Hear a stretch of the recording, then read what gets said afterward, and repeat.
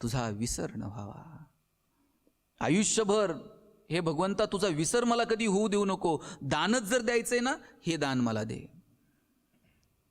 सर्वसामान्य माणसांमध्ये आणि संतांमध्ये हाच तर फरक आहे. माणसाला जेव्हा मागायची वेळ आली, घडीत म्हणतोय मला जमीन बनव, कधी म्हणतोय मला सूर्य बनव. काय मागावं आणि कशानं सुख मिळेल हे शेवटपर्यंत समजू शकलं नाही. संत मात्र ठाम आहेत. ज्ञानोबरायांना मागायची वेळ आली भगवंताकडे आणि माऊली म्हटले, जो जे वांछील तो तेला हो प्राणी जात. ज्याला ज्याला जे जे हवे ना देवा, हां ते मिळू दे. आणि तुकोबरायांना मागायची वेळ आली, तुकोबराय म्हटले, हेची दान देगा देवा, तुझा विसर न व्हावा. बघा, कुंती परमेश्वराकडे दुःख मागून घेते, पण तिला माहिती आहे दुःखामध्ये भगवंत धावून येतील आणि पुन्हा त्यांना पाहण्याचं सुख मिळेल. तुकोबरायांनी विसर होऊ देऊ नको हे दान मागितलं आणि देवानं विचारलं, हां दिलं हे दान, काय कराल?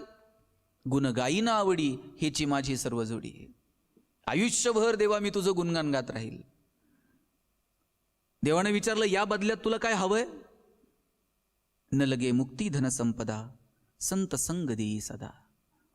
तुका म्हणे गर्भवासी, सुखे घालावे आम्हासी. आयुष्यभर गुणगान करत राहशील, पण या बदल्यात तुला काय? धन, मुक्ती. अरे जे धन कमवण्यासाठी लोकांची आयुष्यभर धडपड सुरू असते, ज्या मुक्तीसाठी लोक हे सगळं संसार विंसार सोडून वनात अरण्यात इकडे तिकडे जाऊन बसलेत, तुकोबा तुम्हाला धन देऊ, तुम्हाला मुक्ती देऊ. तुकोबराय असे संत आहेत, ते धनही नाकारतात आणि मुक्तीही नाकारतात. देवा हे काही नको, मग हवंय तरी काय? काही नको, फक्त आणि फक्त भगवंता तुझा सहवास आम्हाला हवा आहे. आणि ज्ञानोबराय, तुकोबराय या सकल संतांना अपेक्षित होता तो भगवंताचा सहवास. मुळात या कुटुंबामध्येच ही पिढ्यानपिढ्या चालत आलेली ही परंपरा होती. तुम्ही सगळी मंडळी फार नशीबवान आहात. तुमच्या हाकेच्या अंतरावरती ज्ञानोबराय आहेत आणि हाकेच्या अंतरावरती तुकोबराय आहेत. किती जवळ आहे आळंदी, किती जवळ आहे तुम्हाला देहू. कधीतरी आळंदीत जा, कधीतरी देहूमध्ये जा. ज्या गावांना ज्ञानोबरायांचा तुकोबरायांचा सहवास लाभलेला आहे त्या मातीला कधीतरी जवळून पहा.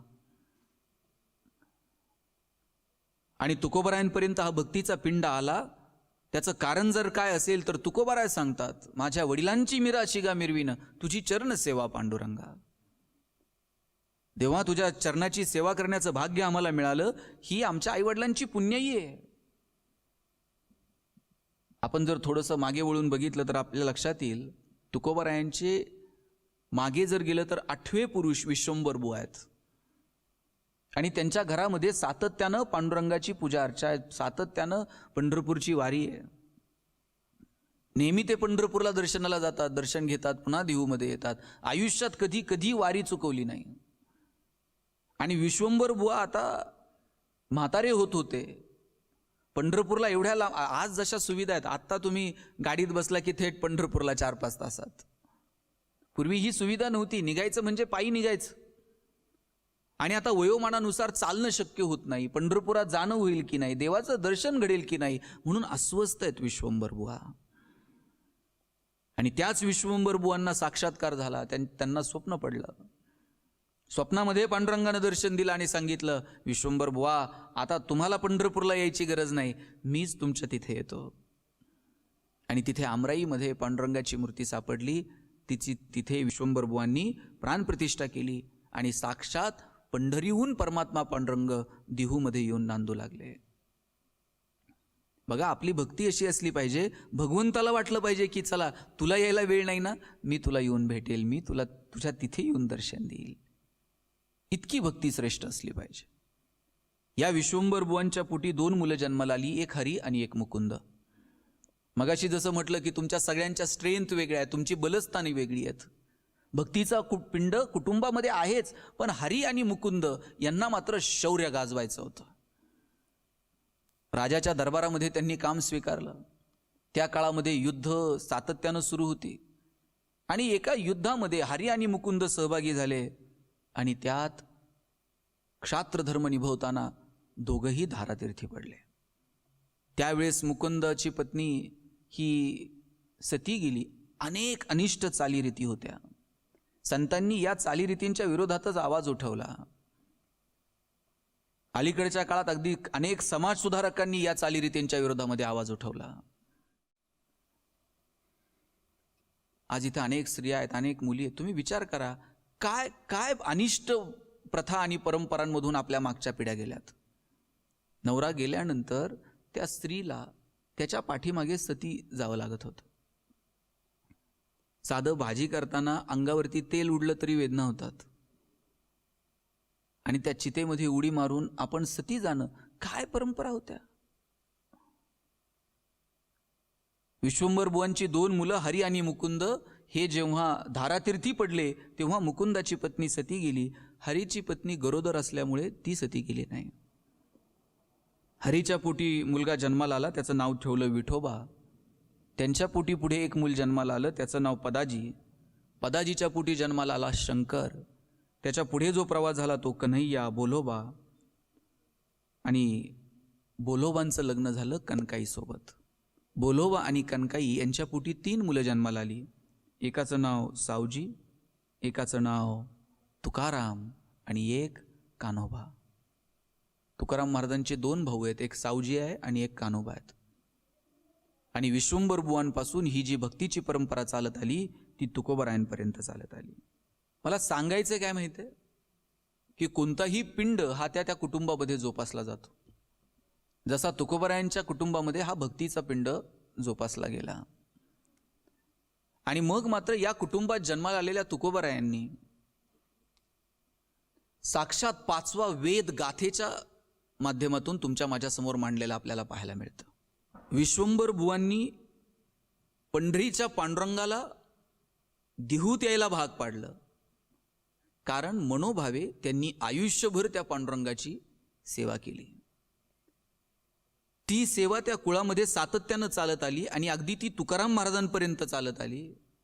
आणि तुकाराम महाराजही पंढरपूरला जायला लागले त्या पांडुरंगाच्या दर्शनासाठी, त्याला भेटायला, त्याला मिळवण्यासाठी. भामनाथाच्या डोंगरावर, भालचंद्र डोंगरावरती जाऊन बसायला लागले. आपल्याला पांडुरंग समजायला हवा, तो भेटायला हवा, याचा अट्टहास तुकाराम महाराज धरायला लागले.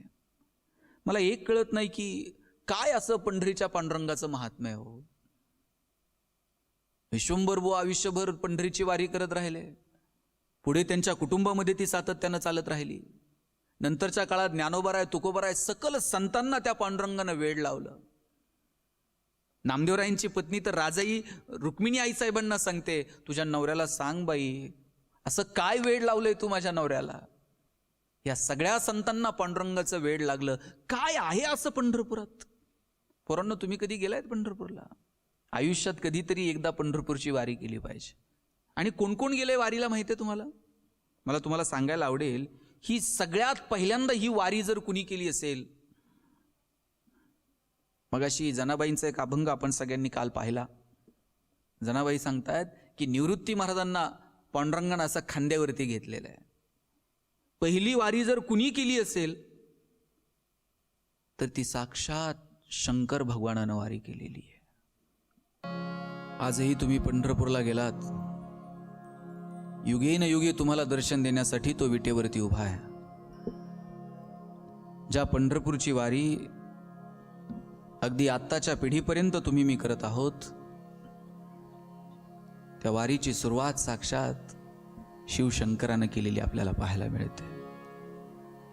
शंभो शंकरा करुणा करा जग जागवा.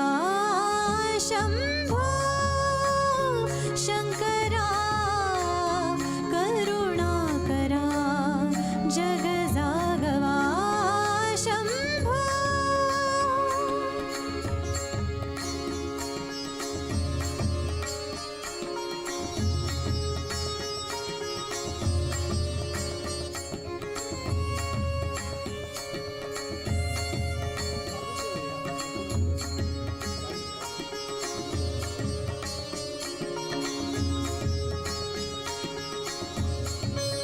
पहिली वारी साक्षात शिवशंकरानं केली. विटेवरती उभं राहिलेलं हे परब्रह्म स्वरूप हे इतकं गोड दिसायला लागलं की शंकराला सुद्धा हेवा वाटावा. आणि मग शंकर पार्वती गणपती रायाला घेऊन थेट पंढरपूरला आले.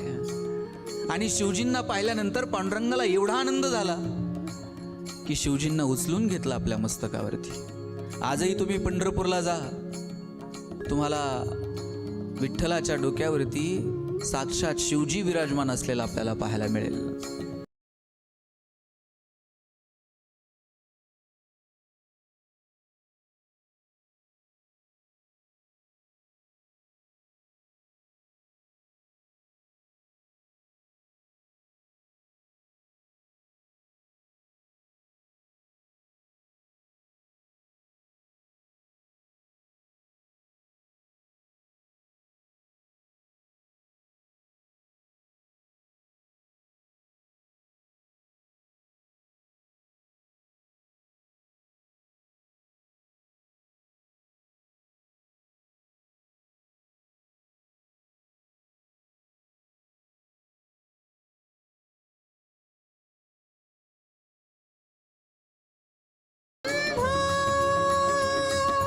सांब सदाशिव हे त्रिपुरारी शंभो, हे भवतारक दुःख निवारी शंभो. सांब सदाशिव हे त्रिपुरारी शंभो, हे भवतारक दुःख निवारी शंभो. प्रभू शंकरानं ही वारी सुरू केली. आणि आज जर तुम्ही ही वारी करत असाल तर तुमच्या माहितीसाठी सांगतो, तुम्ही त्या वाटांवरून जात आहात. कोण कोण आले या वाटांवरून? बलराम दादा आले. आणि म्हणून तर पंढरपूरला संकर्षण तीर्थ म्हटलं जातं. याच पांडुरंगाला पाहण्यासाठी राधाराणी आल्या. याच पांडुरंगाला पाहण्यासाठी इसवी सन पूर्व 4200 पासून 12 अलवार म्हणजे दक्षिणेतले प्रमुख 12 संत यांनी सुद्धा पंढरीच्या पांडुरंगाची भेट घेतली, त्याचं दर्शन घेतलं. इसवी सन 78 मध्ये पैठणचा राजा शालिवान गौतमी पुत्र सातकर्णी यांचे प्रधान रामचंद्र सदाशिव सोनार यांनी पांडुरंगाच्या मंदिराचा जीर्णोद्धार केला. मालूतारण नावाचा एक ग्रंथ आहे. त्या ग्रंथामध्ये मालू सोनार या कवीनं त्याचं वर्णन केलं. श्रीपाद आदी शंकराचार्य यांनी 8व्या शतकात पंढरपूरची वारी केली. चंद्रभागेचं स्नान केलं, पांडुरंगाचं दर्शन केलं, हा त्यांचा नित्यक्रम. आणि पांडुरंगाच्या रूपावरती ते इतके प्रभावित झाले की या अखंड प्रेमात त्यांनी पांडुरंगाष्टक लिहिलं. कोण कोण या मार्गावरनं चालत आलंय? या मार्गावरती प्रभू शंकर आले, या मार्गावरती बलराम दादा, याच मार्गावरती राधाराणी, याच मार्गावरती आद्य शंकराचार्य, याच मार्गावरती श्रीपाद रामानुजाचार्य आले. 11व्या शतकात कुमार संप्रदायाचे आचार्य श्रीपाद निंबकाचार्य यांनी पंढरपूरची वारी केली. 12व्या शतकात ब्रह्म संप्रदायाचे आचार्य श्रीपाद माधवाचार्य यांनी पंढरपूरची वारी केली. 12व्या शतकाच्या उत्तरार्धात लक्ष्मी संप्रदायाचे आचार्य श्रीपाद स्वामी रामानंदाचार्य यांनी पंढरपूरची वारी केली. केवढी मोठी परंपरा आहे. ज्या वाटेवरून साक्षात प्रभू शंकर पांडुरंगाला भेटायला आले, ज्या वाटेवरून बलराम दादा, राधा राणी आणि एवढे सगळे संत पांडुरंगाला भेटायला गेले. विश्वंभर बुवा, तुकाराम महाराज, ज्ञानोबाराय, हे सगळे संत ज्या वाटेवरून पांडुरंगाला भेटायला गेले, त्याच वाटेवरून पांडुरंगाला भेटायला जाण्याची संधी वारीच्या निमित्तानं तुम्हाला मिळते.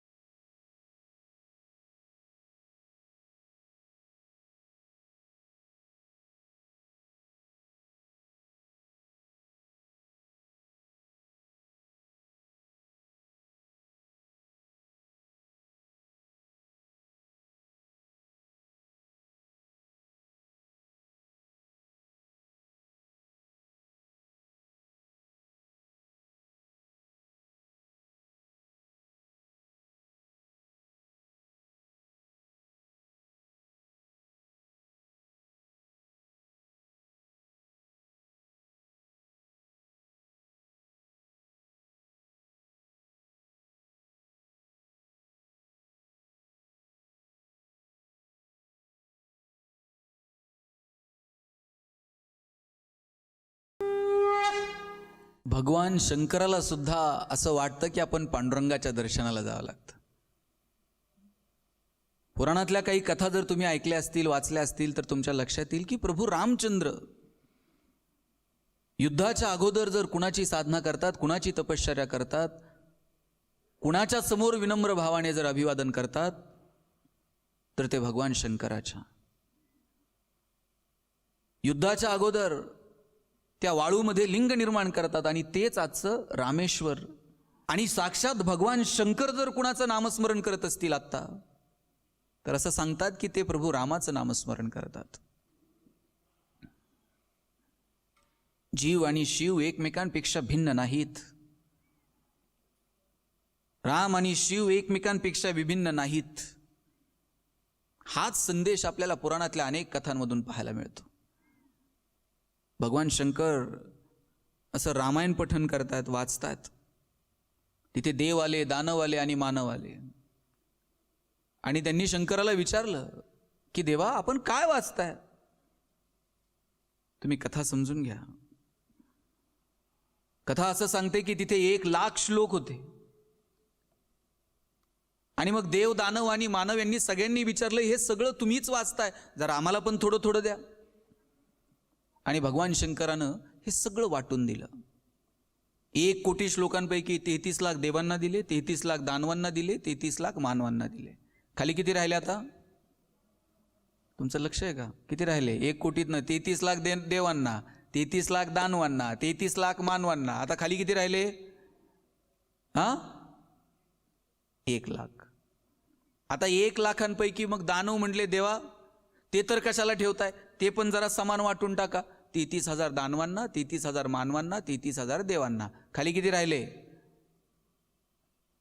तुम्हाला गणित विषय आहे का? मग खाली किती राहिले? 1,000. आता 1,000 जर पुन्हा तिघांमध्ये वाटायचे म्हटले, किती किती वाटावे लागतील? 333, 333, 333, 999. खाली किती श्लोक राहिले? त्याच्यामध्ये होते 32 शब्द. आता 32 3 जणांना वाटायचेत, तिघांमध्ये वाटायचेत. कसे वाटायचे?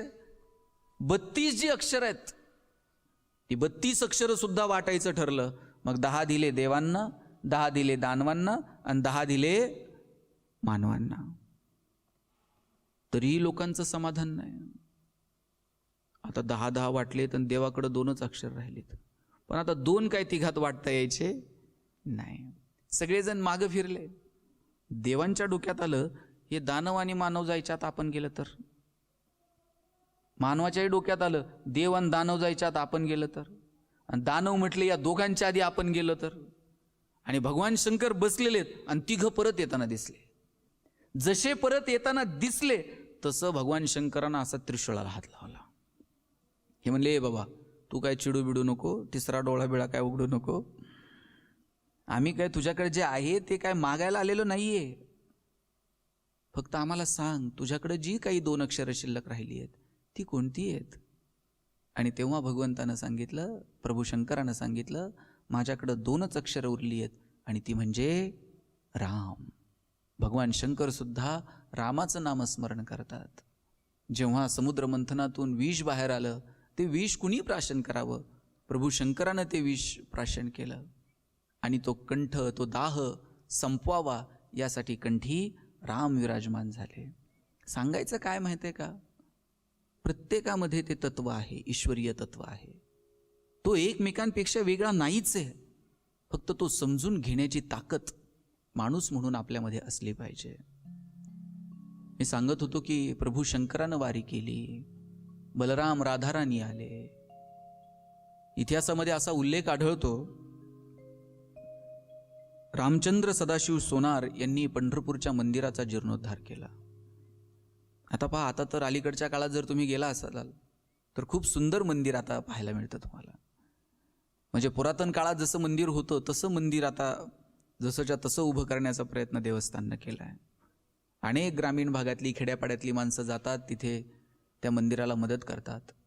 आता नगरचाच एक तरुण पोरगा आहे, 30-32 वर्षाचा, काय परवा बातमी पाहिली मी टीव्हीला, गणेश आव्हाड म्हणून. त्यांनी तर त्या पंढरपूरच्या पांडुरंगाच्या मंदिराला आता पूर्ण चांदीचा 1 कोटी रुपये, 30-35 वर्षाचा पोरगा आहे, 1 कोटी रुपये खर्च करून मंदिराला आता तो चांदीचा दरवाजा बसवलेला आहे. मी जेव्हा जेव्हा तिथे मंदिरामध्ये जातो, जेव्हा जेव्हा पांडुरंगाकडे पाहतो, पांडुरंगाचं दर्शन घेण्यात तर गोडवा आहेच, पण एक गोष्ट मनाला सुखावून जाते की ज्या मंदिरात, ज्या उमऱ्यावरनं आपण चाललेलो आहोत आणि ज्या पांडुरंगाच्या पायावरती आपण डोकं टेकवणार आहोत, याच उमऱ्यावरती कधीतरी ज्ञानोबरायांनी डोकं टेकवलं असेल, कधीतरी तुकोबरायांनी डोकं टेकवलं असेल. ज्या पंढरीच्या पांडुरंगाच्या पायाला आपण स्पर्श करतो, कधीतरी त्या पायांना आमच्या ज्ञानोबरायांचा हात लागला असेल, कधीतरी तुकोबरायांचा हात लागला असेल. केवढी केवढी मोठी परंपरा आहे. काय ह्या पांडुरंगाचं काय असा अधिकार आहे कुणास ठाऊक की या सगळ्या संतांनी त्या पांडुरंगासाठी वेड व्हावं आणि साक्षात पांडुरंगानं सुद्धा त्यांच्यावरती तेवढंच प्रेम करावं. काय प्रेम! हे प्रेम जर समजून घ्यायचं असेल ना, तर आम्ही संतांकडे पाहिलं पाहिजे. आणि मगाशी उल्लेख केला, श्रीपाद आद्य शंकराचार्य 8व्या शतकात जेव्हा पंढरपूरला आले, पंढरपुरात आल्यानंतर काय त्यांचा नित्यक्रम असायचा? चंद्रभागेमध्ये स्नान करायचं, त्या पांडुरंगाची आराधना करायची. त्या पांडुरंगाच्या आद्य शंकराचार्य इतके अखंड असे प्रेमात बुडून गेले की त्या पांडुरंगाची स्तुती करत असताना आद्य शंकराचार्यांनी पांडुरंगाष्टक लिहिलं. आणि आजही सर्व वारकऱ्यांना ते पांडुरंगाष्टक, त्या पंढरपूरच्या पांडुरंगाचं केलेलं वर्णन आजही सगळ्या वारकऱ्यांच्या डोळ्यासमोर, त्यांच्या ओठात, त्यांच्या कंठात ते विराजमान आहे. महायोग पीठे तटे भीमरथ्या वरं पुंडरीकाय दातुं मुनीन्द्रे समागत्य तिष्ठन्तमानन्दकन्दं परब्रह्मलिङ्गं भजे पाण्डुरङ्गं, परब्रह्मलिङ्गं भजे पाण्डुरङ्गम्.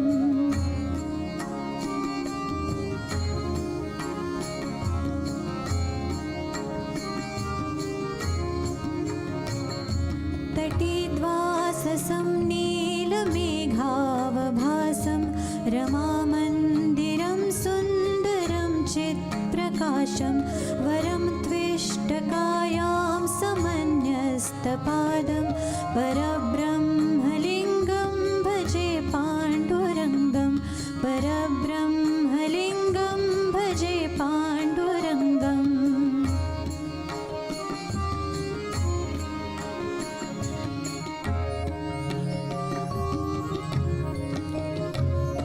प्रमाणं भवाब्धेरिदं मामकानां नितम्बः कराभ्यां धृतो येन तस्मात् विधातुर्वसत्यै धृतो नाभिकोश परब्रह्मलिङ्गं भजे पाण्डुरङ्गं, परब्रह्मलिङ्गं भजे पाण्डुरङ्गम्.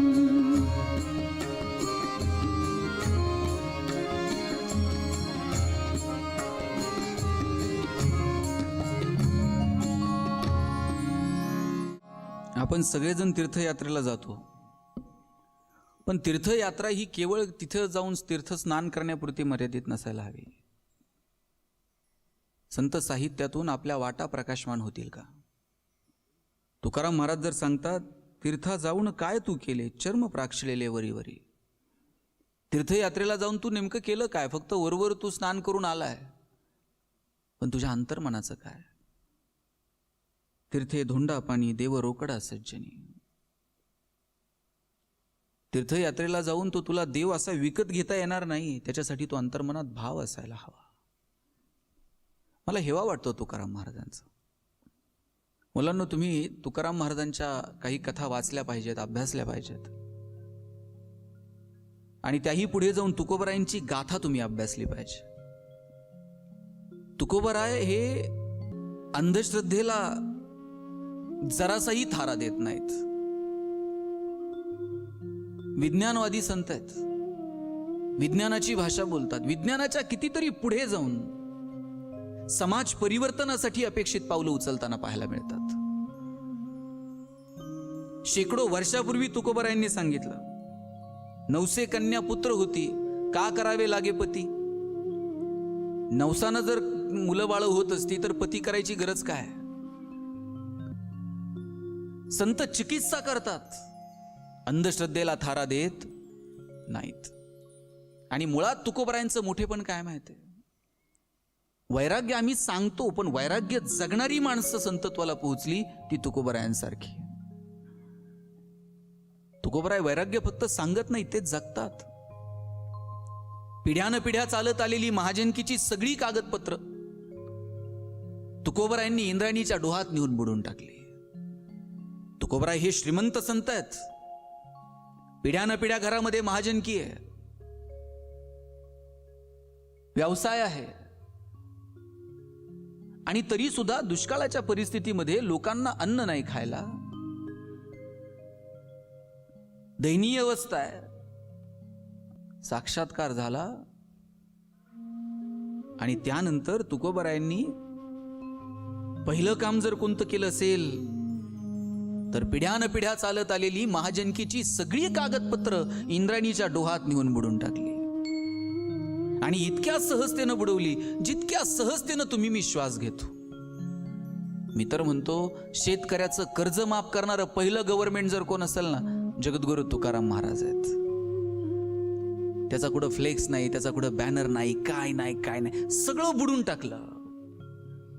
की देण्याची ती दानत आहे ना पोरांनो, ती आपल्या हातामध्ये असली पाहिजे. विंदा करंदीकरांची गोड कविता आहे, देणाऱ्यानं देत जावं, घेणाऱ्यानं घेत जावं, आणि घेता घेता एक दिवस देणाऱ्याचे हात घ्यावेत. हिरव्या पिवळ्या डोंगरांकडून हिरवी पिवळी शाल घ्यावी, सह्याद्रीच्या कड्याकडून छातीसाठी ढाल घ्यावी, वेड्या पिशा ढगांकडून वेडे पिसे आकार घ्यावेत, मातीमधल्या प्रश्नासाठी पृथ्वीकडून हुंकार घ्यावेत, उसळलेल्या दर्याकडून पिसळलेली आयाळ घ्यावी, आणि शांत वाहणाऱ्या भीमेकडून तुकोबाची माळ घ्यावी. देणाऱ्यानं देत जावं, घेणाऱ्यानं घेत जावं, आणि घेता घेता एक दिवस देणाऱ्याचे हात घ्यावेत. आम्हाला घ्यायचं कळतं, पण द्यायची वेळ आली ना मग मात्र हात थरथर थरथर कापायला लागतात. देण्याची दानत असली पाहिजे. मी असंच एका कार्यक्रमात म्हटलं, आपल्याकडे जे आहे ना ते इतरांना द्यायला शिका, त्यातलं थोडं तरी इतरांना द्या. किती द्यायचं, फार नाही हो, मी म्हणत नाही तुमच्याकडे आहे ते सगळं वाटून टाका, पण तुमच्या दारात जर बाग फुलून आली त्यातली 2 फुलं इतरांना देता येतील की नाही. तुमचे जर सूर जुळून आले 2 गाणी इतरांसाठी गा. तुमच्या दारात जर आभाळ भरून आलं, ओंजळवर पाणी इतरांना द्या. आणि तुमची उंची जर आभाळाला टेकली, अशाच मानावर करून बघू नका, माना मोडून जातील. थोडंसं खाली झुका, आणि जी माणसं मातीत मिसळतात त्यांना थोडंसं वरती उचलून घेता येईल का यासाठी काम करा. अशी अनेक माणसं आहेत. तुम्हाला कॉलेजमध्ये सकाळी निघालात का तुम्हाला डबा भरून देणारी आई आहे. घरी आल्याबरोबर टिफिन संपला का म्हणून विचारणारी आई आहे. तुम्हाला काय हवं नको ते विचारणारे तुमचे वडील तुमच्या सोबत आहेत. तुम्हाला मदत करणारी 4 माणसं तुमच्या आजूबाजूला आहेत. अशी कितीतरी मुलं मुली आहेत ज्यांच्या वाट्याला आईवडिलांचं प्रेम नाही, ज्यांच्या हातात हात द्यायला कुणी माणूस नाही. ती पोरं त्यांच्या वाटा निवडतात आणि त्यांच्या मार्गावरून काट्याकुट्यांच्या रस्त्यांवरून चालत राहतात. अपेक्षा असती कधीतरी वाटेवरती फुलं लागतील आणि सुगंधानं दरवळून जाईल आपलं आयुष्य. कधीतरी आयुष्यात येणाऱ्या 4 फुलांनी आयुष्य सुगंधित होईल या आशेनं आयुष्यभर काट्यांच्या वाटा तुडवत राहतात. तुम्ही नशीबवान आहात. तुम्हाला विचारणारं, तुम्हाला मदतीनं मायेनं जवळ घेणारी माणसं तरी किमान तुमच्या सोबत आहेत. अशा ज्यांच्या वाट्याला कायम दुःख आलं अशा माणसांना तुकोबरायांनी जवळ केलं. साधू कोणालाही म्हणत नाहीत हो, जे कारंजले गांजले त्यासी म्हणे जो आपुले. काय काय तुकाराम महाराज आहेत. दुष्काळाची परिस्थिती आहे, पीक नाहीये. अशा परिस्थितीमध्ये या सर्वसामान्य माणसांना आपण मदत केली पाहिजे. आणि किती हळवं कुणाला साधू म्हणायचं माहित आहे. अरे तुकाराम महाराज एक शेत राखायचं काम त्यांना मिळालं, आणि ते शेत राखायचं काम मिळाल्यानंतर दिवसभर जायचं, बायको सांगायची, अहो काहीतरी काम केलं पाहिजे, माझ्या लेकरांच्या तोंडात 2 घास गेले पाहिजेत. आणि काय काम करावं म्हणून तुकोबाराय एक शेत राखायचं काम मिळालं. पण परमेश्वराच्या नामस्मरणामध्ये तुकोबाराय इतके तल्लीन होऊन गेले, कधी जनावरं आली आणि वावरात धुडगूस घालून गेली कळलंच नाही. ज्यानं शेत राखायचं काम दिलं त्यानं पाहिलं, अहो तुकोबा तुम्हाला हे शेत राखायला दिलतं, केलं काय? लक्ष कुठं होतं? अहो जनावरं वावरात आली आणि सगळं शेत खाऊन गेली की.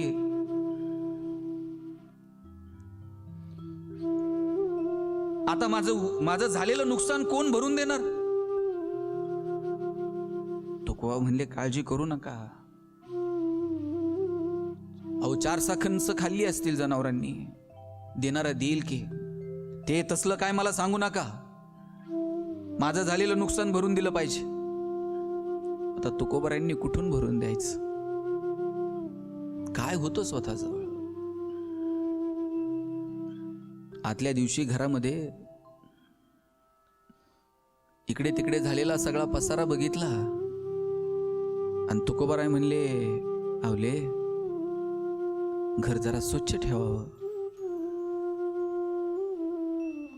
लोकांनी तुकोबारायांच्या पत्नीचं वर्णन केलंय, किरकिर करणारी, कटकट करणारी, पण तुकोबारायांच्या शब्दाच्या बाहेर नव्हती. नवऱ्यानं एक शब्द सांगितला, घर जरा स्वच्छ असावं. तुकोबाराय यायच्या आधी आता सगळं घर कसं चकाचक करते, सगळी पोरं बिरं घेऊन काम सुरू केलं. तुमचे बाबा आले की घर चकाचक दिसलं पाहिजे, आवरा रे सगळा पसारा. आणि सगळी पोरं तुकोबारायांची पत्नी घर स्वच्छ करत होते. आणि इकडं शेत राखता राखता प्राण्यांनी धुडगूस घातला, शेतीचं नुकसान झालं आणि शेताचा मालक घारानं करायला लागला पंचांकडं. तुकोबारायांनी माझं नुकसान भरून द्यावं. पंच कमिटी बसली. तुकोबारायांनी सांगितलं की तुमचं जे काही नुकसान होईल खळं झाल्यानंतर, मागच्या वर्षी किती पोती झालती, या वर्षी जर कमी झाली तर झालेलं नुकसान मी भरून देईल. आणि मग कुठून भरून देणार? हाय काय? तुकोबारायांनी सांगितलं, माझ्याकडे तेवढं घर आहे, तेवढं घर तुमच्या नावे करून देतो. उरलं सुरलं घर सुद्धा तुकोबारायांनी त्या शेतकऱ्याच्या नावावर करून दिलं. घरी आले, पांडुरंग पांडुरंग. आणि घरात आल्यानंतर पोरांनी पत्नीनी घर कसं चकाचक करून ठेवलेलं होतं. तुकोबाराय काहीच बोलले नाही. तशी पत्नी म्हणली, काल तर लय बोललात, आज घर कसं चकाचक केलंय, दिसत नाही होय? वाटलं जरा कौतुक होईल. तुकोबा पत्नीकडे पाहतात आणि म्हणतात, सुंदर, खूप छान, पण आवले आता हे घर आपलं राहिलंय कुठं? म्हणजे? आणि तुकोबारायांनी सगळा प्रसंग सांगितला.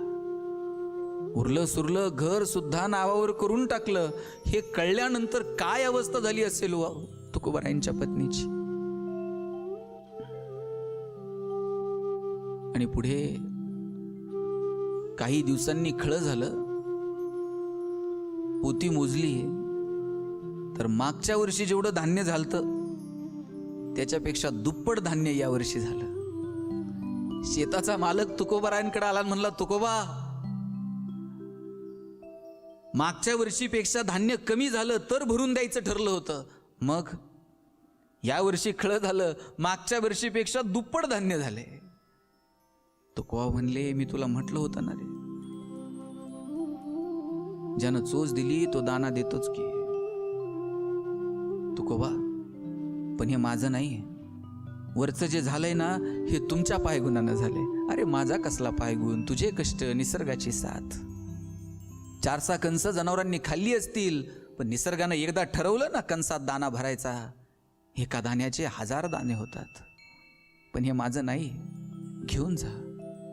तुकोबा म्हटले, हे तुझं आहे, तुझ्या मालकीचं आहे, तुलाच राहू दे.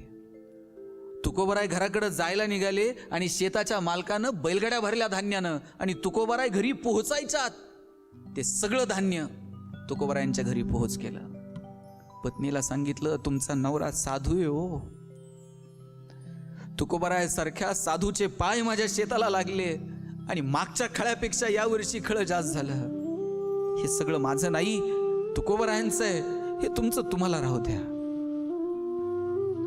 केवढा अभिमान वाटला पत्नीला, केवढा आनंद झाला. हे सगळं धान्य पाहिलं तुकोबरायांची पत्नी आनंदानं.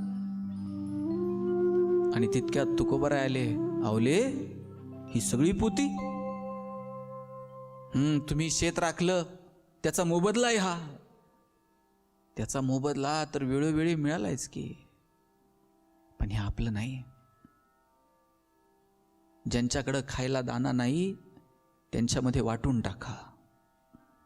आणि ज्यांच्या घरामध्ये धान्य नाही, तुकोबरायांनी ते सगळं गोरगरिबांमध्ये वाटून टाकलं. याला साधू म्हणतात.